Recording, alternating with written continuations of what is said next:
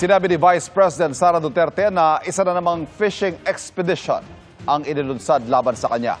Kasunod yan ang paghahain ng reklamo sa Ombudsman kaugnay ng paggamit ng kanyang confidential funds at paglutang ng dati umano niyang tauhan. Nakatutok si Darlene Kai.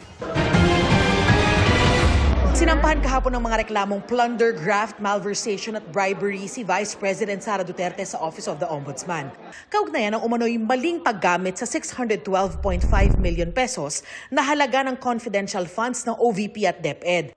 Lumabas din ang isang notaryadong salaysay ni Ramil Madriaga na nagtrabaho raw siya para sa bise at sa kanyang amang si dating Pangulong Rodrigo Duterte bilang civilian intelligence agent.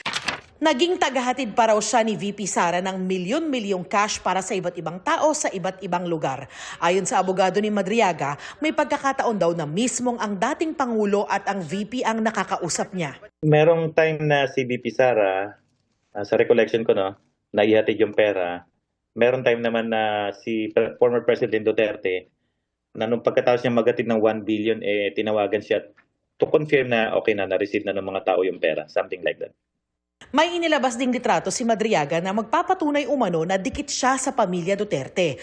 Kasunod ng mga ito, naglabas ng pahayag si VP Sara. Sabi niya, noong nakaraang taon, nagkaroon ng anyay full-blown fishing expedition ng House Committee on Good Government and Public Accountability at naghahanap ng kung anumang pwedeng anyang gawing grounds for impeachment.